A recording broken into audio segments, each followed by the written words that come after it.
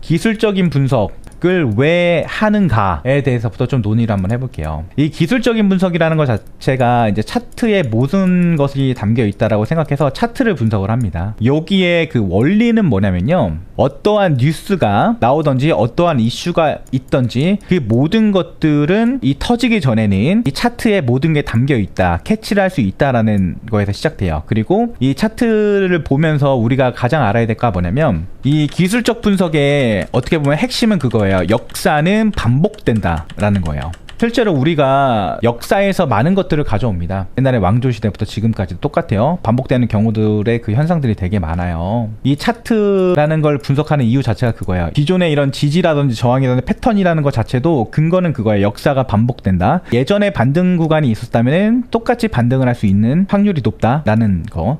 그래서 이 기술적 분석을 하는 이유가 무조건 이거예요. 차트를 보는 거. 모든 게 역사는 되풀이된다 라고 생각을 해서 그렇게 됩니다. 예를 들어서 그런 이론들이 있어요. 데칼코만이라는 이론이 있습니다. 역사가 되풀이된다. 지금 요 화면만 보시면, 자, 가운데를 뚝 자르면 똑같이 되풀이가 되죠. 데칼코만이에요. 어렸을 때 많이 했잖아요. 도화지에다 반만 요렇게 막 색칠 그림 그려가지고 이렇게 딱딱 하면 나비 나오는 거, 그런 똑같은 데칼코만인데 요게 똑같이 여기도 반복된다 라는 거예요.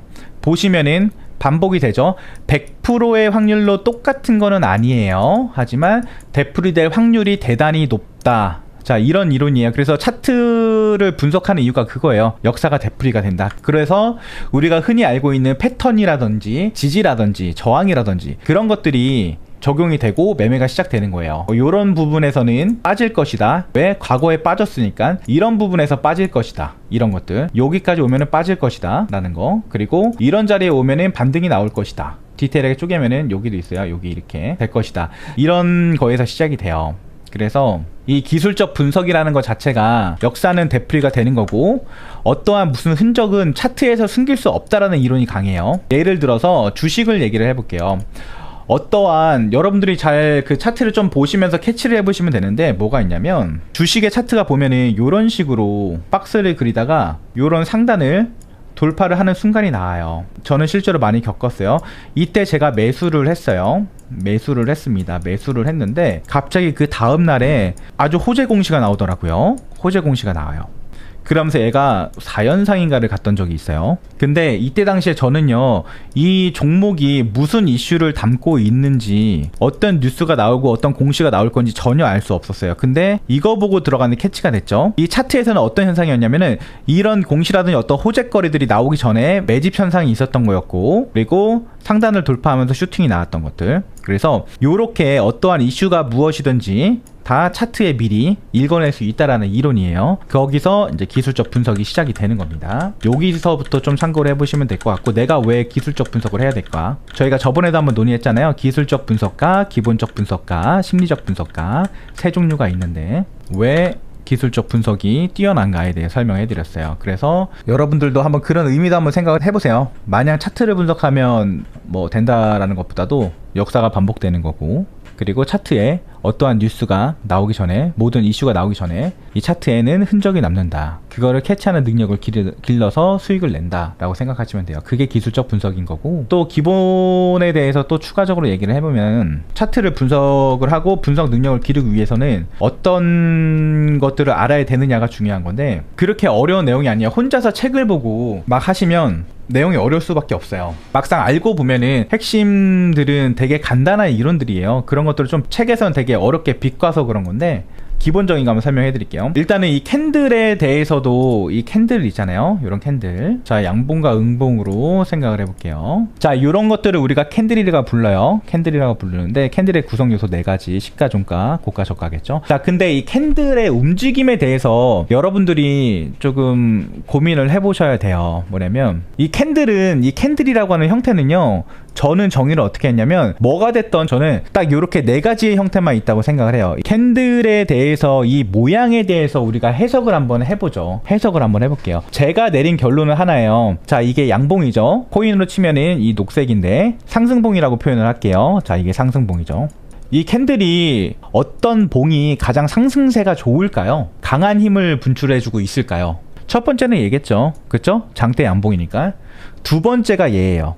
그리고 저는 여기 있는 양봉은 하락세에 가까운 양봉이라고 봅니다. 이 세 번째 양봉은 하락세가 강한 거라고 봐요. 그리고 이 중간에 도지 형태는 그냥 막상막하 매수세와 매도세가 그냥 비등비등했다라는 걸로 해석을 해요. 저는 이유가 있어요, 여러분들. 자, 얘는 우리가 만약에 볼게요. 자, 이런 양봉이 있다가 볼게요. 이게 일봉이라고 볼게요. 일봉. 자, 일봉 기준으로 설명을 해드릴게요. 자, 일봉인데 얘는 그냥 다른 게 아니었어요. 그냥 단순하게 해석을 해봅시다. 뭐 7시 여기 땅 해가지고 와 올라가서, 물론 중간에 막 이런 파동은 있겠죠. 근데 와 올라가서 끝난 거예요, 그날 하루가. 자, 그러면 단순하게 생각해서 그 다음날 올라갈 확률이 높겠죠. 그쵸? 그래서 이런 것들을 상승세가 강한 봉이라고 부르는 거예요. 그리고 저는 이 아랫꼬리라는 것 자체를 되게 좋아라 해요. 실제로 저는 어떻게 생각하냐면 1번보다 2번을 더 선호합니다. 1번보다 2번을 더 많이 선호해요. 왜냐면 봐요. 비트코인 기준으로 댈게요. 자, 9시에 여기 땅 시작을 했어요. 땅 시작을 했는데 얘가 시작하자마자 와 하락만 했어요. 이때까지는 음봉이었을 거라고요. 장대 음봉이었을 거예요. 그쵸? 요때까지는, 오전까지는, 그쵸?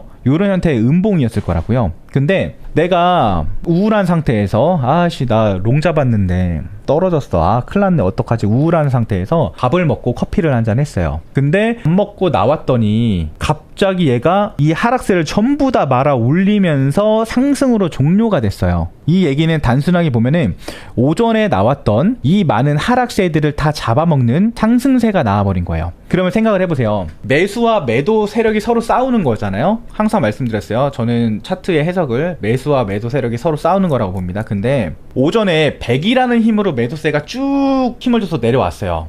그쵸? 그거를 다시 말아 올려서 2번과 같은 형태를 끝내려면요, 단순 계산으로 100이라는 매도세의 힘이 있었다면 이거를 다 잡아먹고 상승세로 2번 같은 마무리를 하기 위해서는 저는 200이라는 힘으로도 안 돼요. 300이라는 힘이 필요했을 거예요. 그쵸? 그 얘기는 다음에 올라갈 확률이 대단히 높다라고 생각을 합니다. 정말.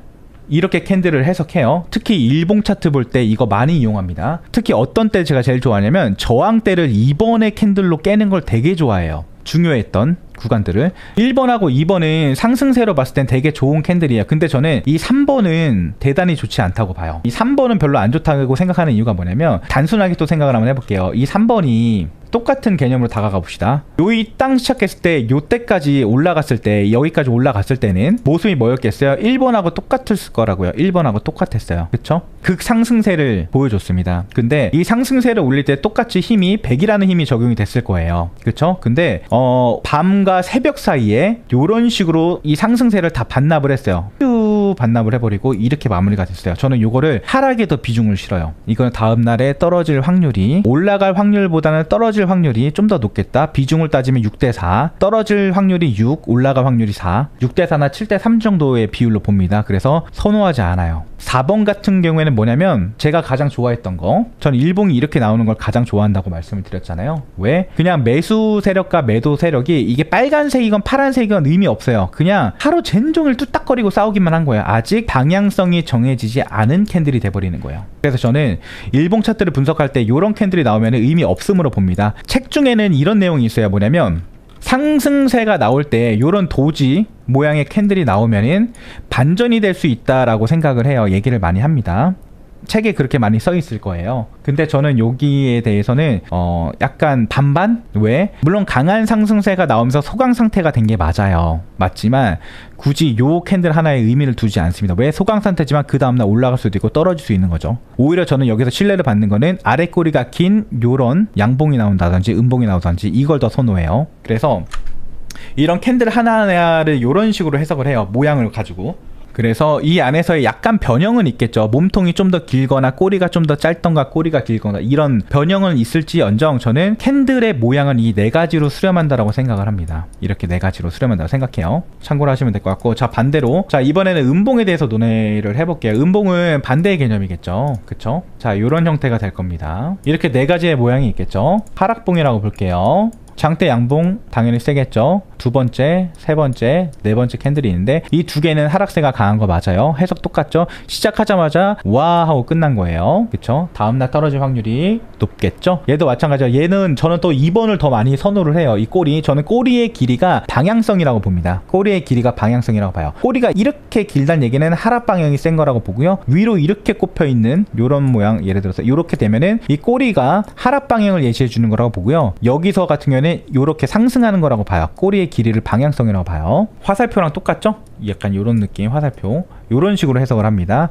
얘는 요렇게 서로 맞대응 비비고 있는 거 이런 식으로 해석을 해요. 이거는 사람들마다 좀 더 달라요. 장대 양봉을 좋아하시는 분들 계시고요. 오히려 요런 것들을 하락세라고 해석하시는 분도 있어요. 3번을 이게 하락 캔들이라고 해석하시는 분도 있고, 정말 기준들이 막 천차만별 다르긴 하지만 제 기준은 이렇게 생각을 합니다. 저는 그래서 캔들 하나하나, 이게 분봉상의 캔들 하나하나를 볼 때도 이렇게 갇혀있는 데 있잖아요. 이 박스에 갇혀있는 구간들, 여기서의 하나하나의 캔들은 굳이 의미를 담지 않아요. 이런 거 의미를 담지 않습니다. 담지 않고 그냥 돌파하는 구간들에 있는 캔들의 모양을 집중적으로 봐요. 참고하시면 될 것 같고, 꼬리는 항상 그저 방향성을 뜻한다는 거, 그런 식으로 해석합니다. 그래서 캔들 하나하나를 보실 때 의미 없이 보지 마시고 저런 식으로 참고를 해보시면은 괜찮을 것 같아요. 저의 시각이고, 이 캔들에 대한 해석이 가장 도움이 받는 곳은 어디냐면 일봉 차트를 분석할 때예요. 바닥을 이런 식으로 막 기고 있었는데 얘가 이런 식으로 돌파를 해서 이 저항대를 뚫어준다면 대단히 좋아하죠. 전 상승세가 강하게 나올 거라고 해석을 합니다. 실제로 그렇게 해석을 해요. 참고하시면 될 것 같고요. 캔들에 대해 의미에 대해서, 제가 보고 있는 시선에 대해서